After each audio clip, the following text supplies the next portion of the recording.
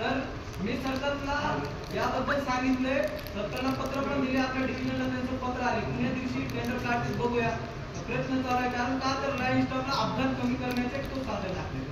आपण जेवढे अपघात आपल्याला कमी करता येईल तेवढे अपघात आपण कमी करू शकतो. पण आपल्या हातातली गोष्ट एकच आहे मित्रांनो, शॉर्टिंग रॉड लावून काम करा. आपल्या जीवासाठी फक्त शॉर्टिंग रॉड काम करणार.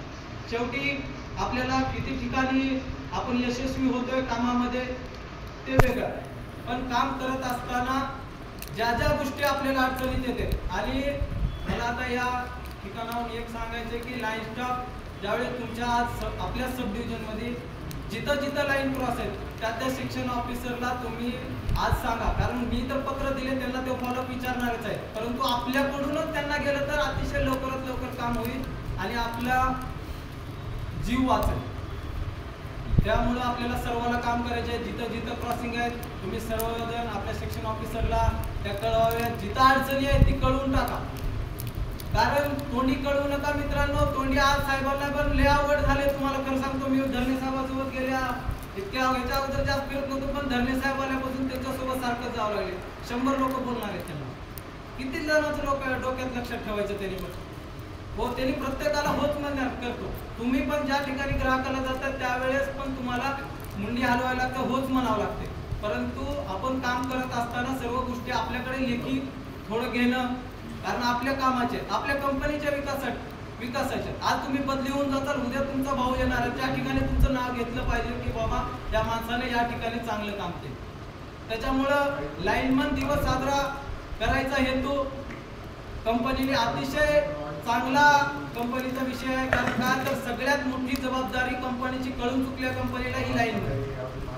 त्यामुळे प्रत्येकाने आपली जबाबदारी स्वीकारून कंपनीच्या हिताचे पाऊल या ठिकाणी टाकायचे. आपलं सब डिव्हिजन कंटिन्यू आता वसुलीचा विषय मॅडमने सांगितला, गो ग्रीनचा. वसुलीचं काय बोलले नाही, पण गो ग्रीनचा विषय सांगितला मला.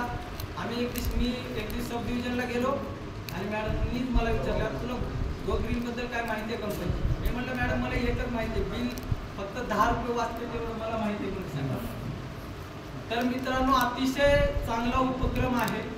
का तर जे रेग्युलर भरणारे लोक आहेत आपण भरते कंटिन्यू, पण त्यांना आपण एखादा कॉल केला की भरते. अशा लोकांना गो ग्रीन करू, जेणेकरून गो ग्रीन केल्यानंतर त्या कंझ्युमरचे 10 रुपये वाचतील आणि कंपनीचे ऑन पेमेंट डेटला पैसे येतील.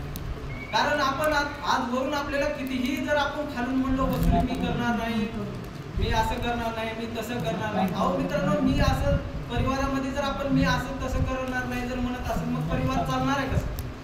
आपल्याला पगार आज महसूलच्या बरोबर पगार कुठल्याच क्षेत्रामध्ये एवढ्या पगारी नाही. त्याच्यामुळं प्रत्येक जनमित्रांना आपल्यावर दिलेली जबाबदारी अतिशय नाजूक परिस्थिती आहे सध्या कंपनीची, त्याच्यामुळे पार पाडायची आहे. आपल्या वरिष्ठांना कधीही आपल्यापासून वाईट वाटणार नाही किंवा आपल्या कुठल्या कामामध्ये दिरंगाई दिसणार नाही याची देखील आपण सर्व जनमित्रांनी काळजी घेऊया.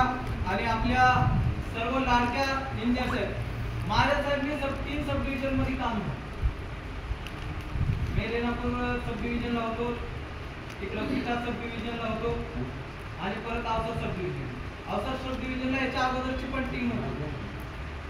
प्रत्येक असं मन मिळावं ज्या वेळेस गोष्टी आज आपल्या कुठल्या, मी आज सरळ सांगू शकतो तुमच्यासोबत, आपले अधिकारी कुठले तुम्हाला कोणताच यापैकी अधिकारी एकही रोषानं तुम्हाला कधी बोलला नाही. ज्यांनी आले का बोलला नाही? त्यांचे गट्स वेगळे आहेत मित्र, त्यांच्या रक्तामध्ये माणुसकी जिवंत आहे.